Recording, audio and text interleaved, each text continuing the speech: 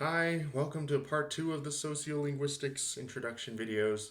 Um, we ended with this little diagram in the last video, and I just wanted to reiterate, when we talk about sociolinguistics, we're talking about the meaning of all of these things in society.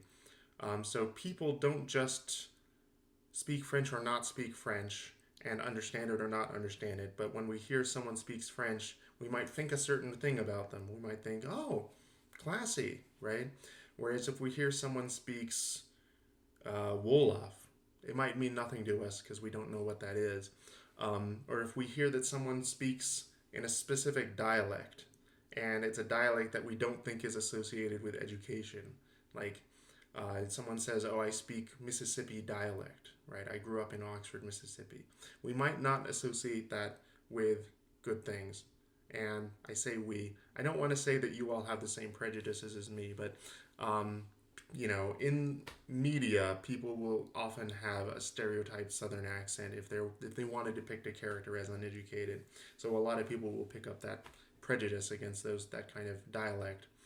Um, and if someone speaks with a dialect that we consider prestigious, like the kind of dialect that they used in old, like black and white movies where characters talked like this, like called a transatlantic accent, I think. I probably wasn't doing it very well, but we will think better of them for speaking that dialect. So it's not just a matter of understanding. In fact, when we're talking about sociolinguistics, we're generally not talking about whether we understand it or not, but the meaning that it has, that we have a name for that dialect and we know what it means uh, to be a speaker of that dialect. Okay. So, but speaking of dialects, um, that graph was a little bit misleading because it made it look a little bit like you could speak a language and not speak a specific dialect of that language. Like if you speak English generally, but you don't have a Mississippi dialect, then you're just speaking English, but you're not speaking a dialect. But actually, you're definitely speaking at least one dialect. Um, my dialect is, let's see, probably particular to people of my generation from Southern California, and I don't exaggerate certain features, or maybe I've learned to blunt certain features of my speech. Like I don't use certain slang that I learned when I was younger, and I don't talk like one of the characters on the Californians on Saturday Night Live. But I still have a dialect, and someone from England would definitely notice immediately that I'm not from England. Someone from South Africa would notice immediately that I'm not from South Africa or from England, and they would probably be able to locate me within certain parts of the U.S. But it's not as if I grew up not speaking a dialect and then in South Africa they do have a dialect. My dialect is just different from theirs, and there's no scientific reason for me to privilege mine as the standard. Um, so, if you grew up anywhere speaking a language, as I presume most of you did, you grew up speaking at least one dialect.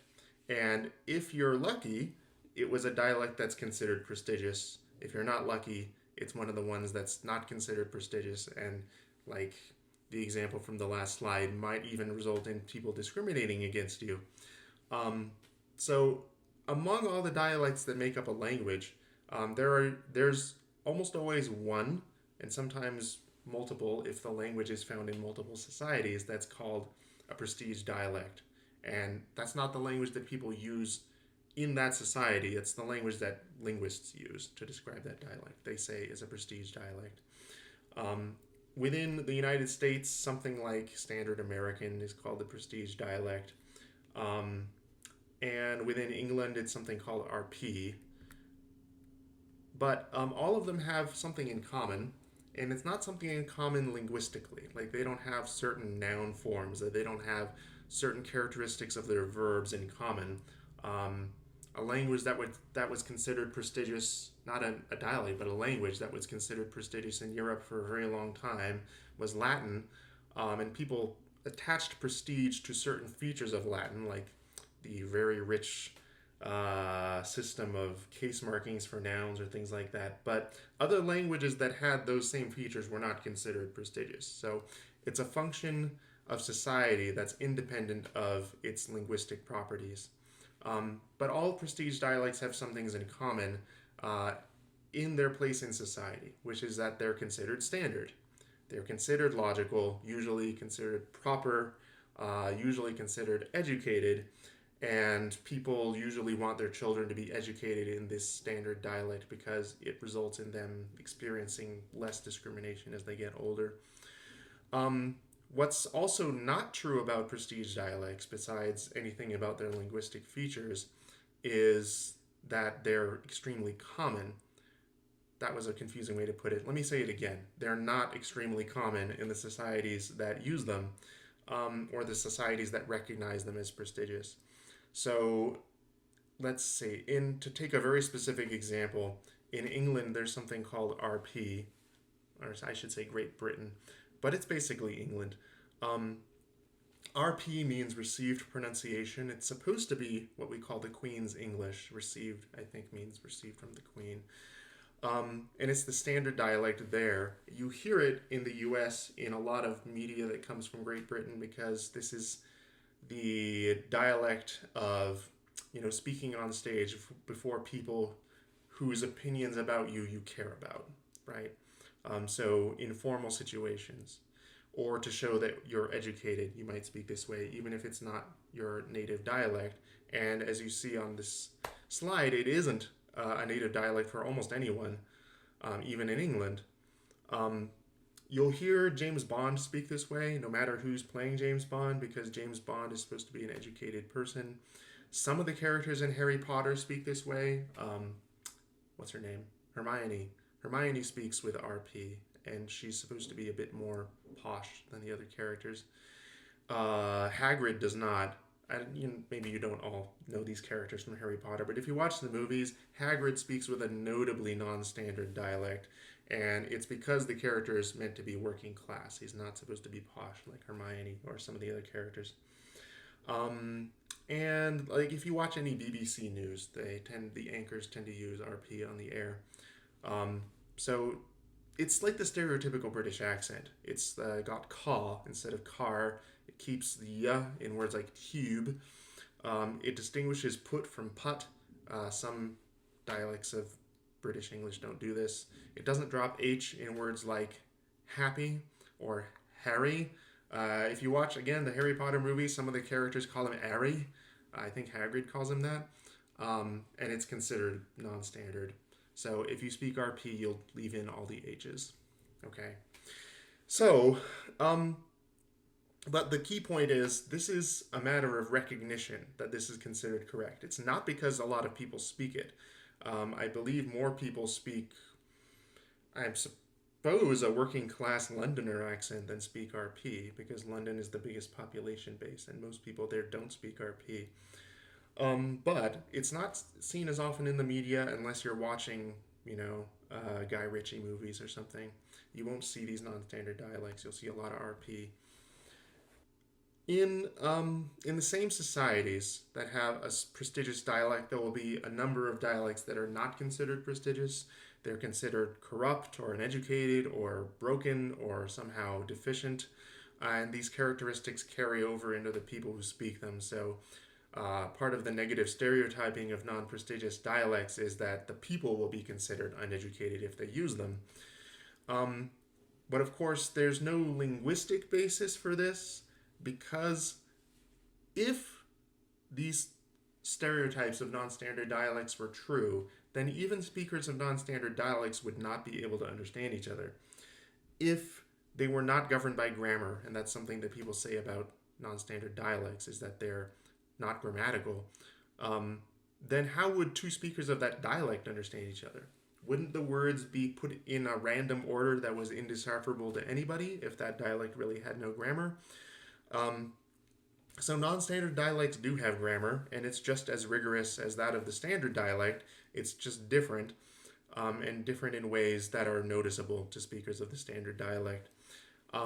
So some stereotypical features of non-standard dialects in the United States are double negatives, like I can't get no, I didn't do no, I can't see no, I can't see nothing.